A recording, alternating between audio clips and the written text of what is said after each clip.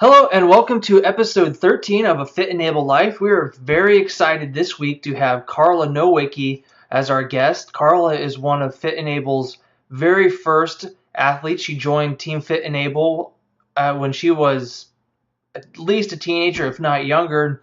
Was with us for a very long time. Yeah, now she's come full circle, and once she was the athlete, now she is the trainer. She is a trainer at CrossFit and is a performance dietitian. And she is also a competitive Olympic lifter. I'm going to post some of her stats in the show notes, so definitely check them out. And she has a lot to say about performance athletics and performing at that level. So here we go. All right. Hi, Carla. Thank you for joining us today. Can you tell us a little bit about where we are right now? Sure. We are actually at CrossFit F-V, which stands for Fuqua Varina, because we're in Fuqua Varina. This is actually kind of an open space to work out in. A lot of the time it's run through classes that will be about an hour long. It kind of mixes in a strength component as well as a metabolic component, are the two major focuses they usually have per day. All right. Well, I've known you since you were a small child. I've seen you go through your running phase, your triathlon phase, your gymnastics, on and on and on. You're a very active person. Yes. And so can you tell me a little bit about how you've gone from all those things where obviously gymnastics, you're very strong, but it's a very different kind of muscle strength to where you're doing what you're doing here. And tell us a little bit about what you're doing here. Okay, great. Well, I guess it starts off with, I've always been active. I've never been through a time where I didn't have a goal or something I was shooting for. To me, it just doesn't make sense. You always kind of create a new goal to have. And as my life changed, I've made changes of those goals to make it work out. So starting off actually with gymnastics when I was little, it was always just try to get the next trick, try to go up to the next level, try to be at my best for every event that I do. And I think that instilled in me this drive to really kind of want to always make something to go for. So around, I was around like 10. I've always loved being active, and running is one of the best things you can do to be active. It gets so much energy out. So triathlons and running just seem to make sense. Right. And I absolutely love it. I still, to this day, I've always loved running. I still run quite a few times every week. So still mixing a lot of that in. And then doing the triathlons, it was a big part of trying to find out what else I could do. And I think instilling with me as a group effort for something that's very individual. So the amount of group training, but you're still helping each other, but helping yourself as well. No, I like that perspective on it. Yeah. So the training element, you are always very social with it. And I think that's a big part of always having others to train with, to kind of be that rabbit to chase. Or you can always find someone around you that's going to be better at something, and working out with people that are always better than you always makes you stronger and want to do more. Right, so, right. And so when I got to college and was no longer able to do gymnastics, and there was no gymnastics or triathlon team at my school, I picked up running back again. And so going back into marathon running, long distance running, as much as I loved it and tried to be great at it, just for some reason I couldn't figure out what it was that I just wasn't getting it. I wasn't getting that fast, especially with people that I was around, and they were just blowing me out of the water. And so I started lifting when I was in undergrad at Appalachian State, and really found a good home. And the funny part is there was someone who is actually a very competitive CrossFitter now.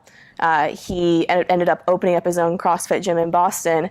I thought it was CrossFit as a sport was dangerous. I thought it was silly to do what they were doing. I thought they were always hogging the squat racks. Hogging the squat racks. So that's not a phrase you hear in many places. So I thought it was actually kind of rude, and I thought I would never get into it because it was something that I almost myself made fun of and didn't like.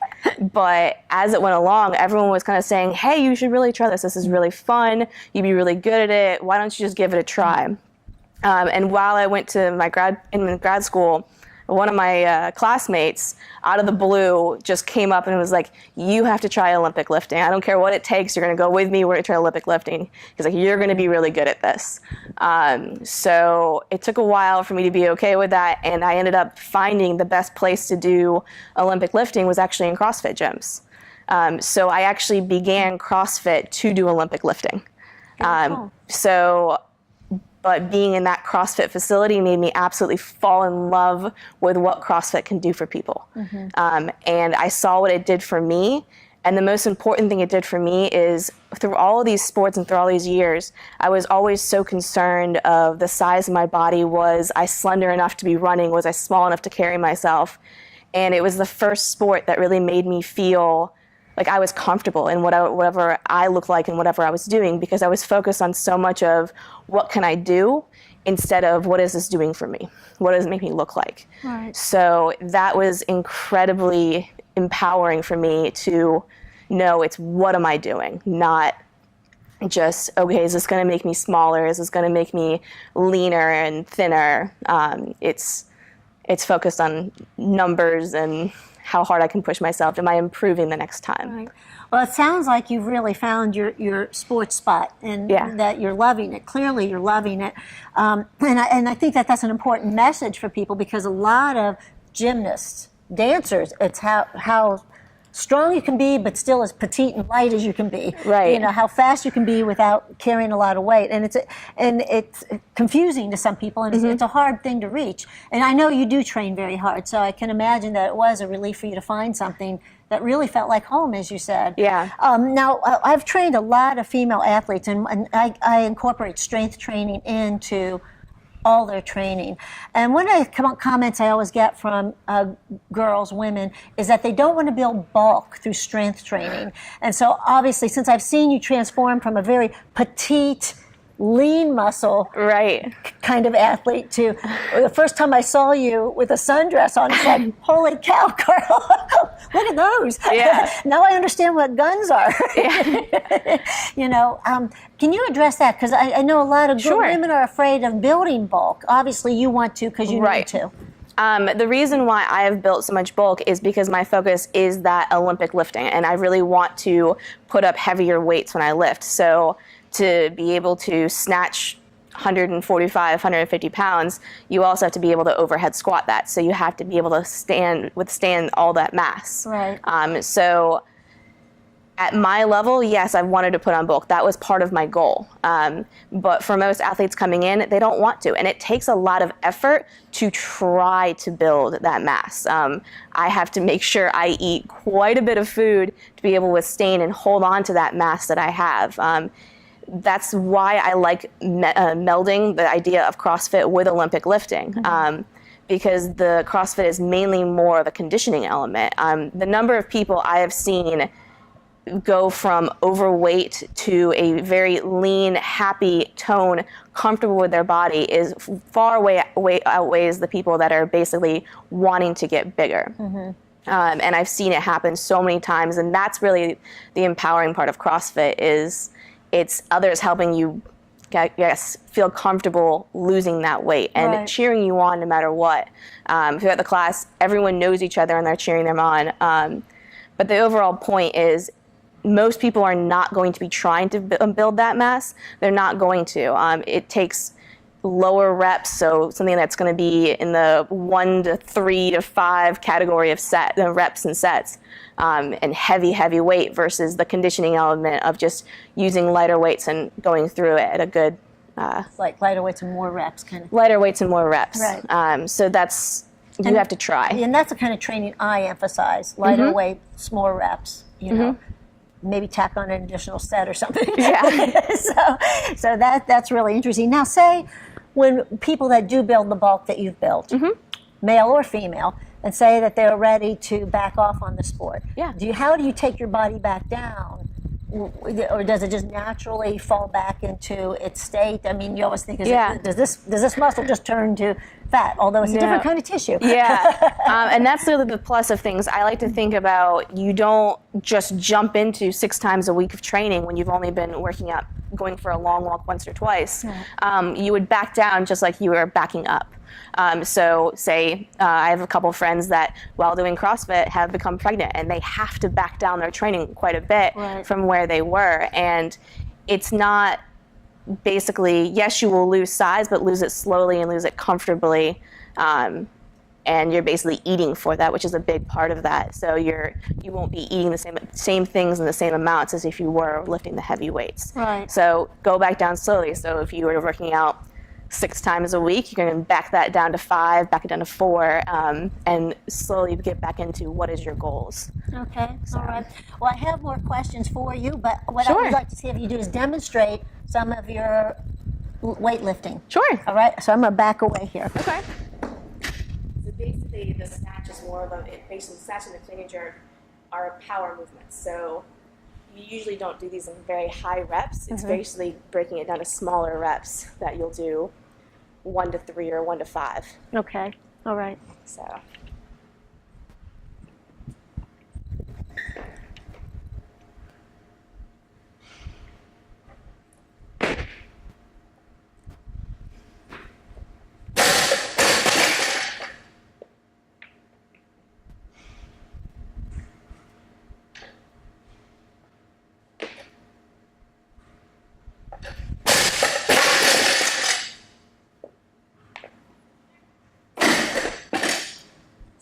Yeah.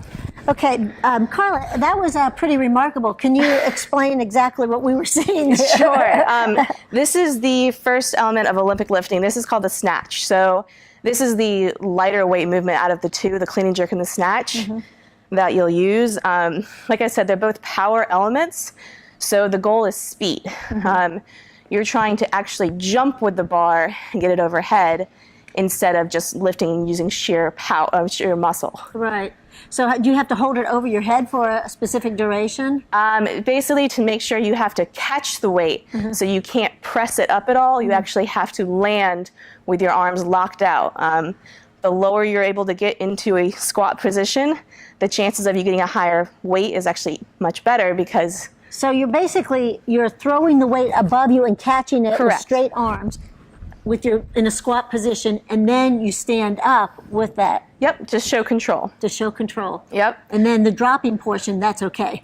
Yes, the dropping portion is completely okay. You still have to show control. You can't just what we call ghosting a bar, dropping it and letting it fall and letting it bounce all over the place. It can be very dangerous. So your plates could get bounced into the person next to you. So Right. a lot of it's safety of making sure everything comes down controlled. Okay. Can you tell me a little bit about the competition that you just went to recently? Sure.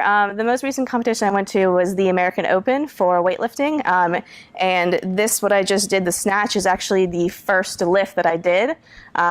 And there's 2 national level competitions every year. That's nationals and the American Open, and this is one of the national level competitions that I went to. And tell me how you did.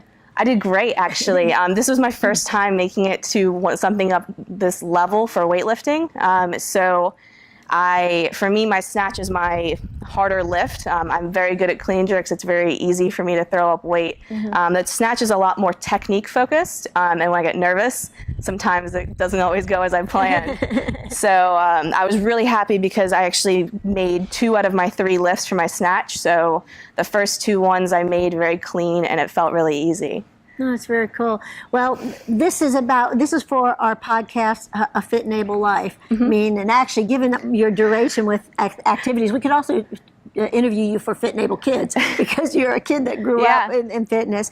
But what advice would you give to people that are sedentary? Yeah. And as we enter into the new year, how they can be, getting more involved in health activities, CrossFit, or any of the ones that you've tried and help people get into? From trying so many sports, I think the number one thing is not only find something you love to do, but learn new ways to keep loving it. If you do something a million times, eventually, no matter what it is, it's going to get old. Find a new challenge. Find a new way to train for the exact same thing. Find a new running program. Find a new way you can work towards your sprints to help your running get better.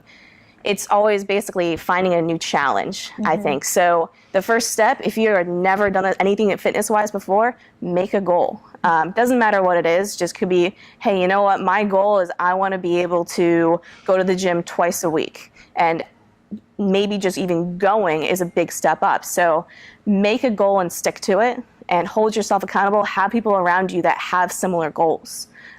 If you have someone that's going to be sedentary around you, you're going to be sedentary with them. If you surround yourself with good, active people, you can't help it. You're just going to be active. Yes, especially if you're social with them and family or whatever. I love families. Your family's been very active together with your father. He's really emphasized activity with his kids. And so I think that's really important. Well, outside of, obviously, you're going to say, talk to Coach Elisa if you want to. But what resources would you give to people that they can, look up or use? What would you recommend? Some things that you usually don't even think of that are YouTube videos. You can go online and find videos. If you're not comfortable yet to go out and work out with some other people, find things you can do in your own. That's a great resource. And then also, find a gym that you have that social connection to. Make sure you go with someone you know, or you're going to meet people. Right. So I think that social aspect is huge, and it keeps the accountability, keeps you going. Okay, great. Well, again, we are at a CrossFit gym in Fuqua Varina. This is a new gym, relatively new. Yes. I've been in a lot of CrossFit gyms before, but this is certainly... It's beautiful. Beautiful. I love that they have an absolute state-of-the-art equipment. These are some of the best bars you will ever see in a CrossFit gym, and one of the most amazing rig setups, and they have an amazing amount of equipment that most CrossFits don't have.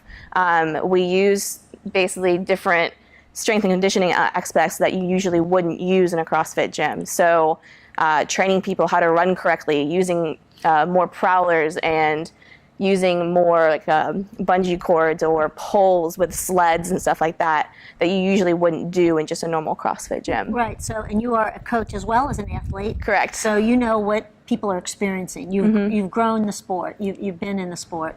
So that's terrific. Well, again, Carla, thank you so much. Thank you. And Happy New Year. Happy New Year.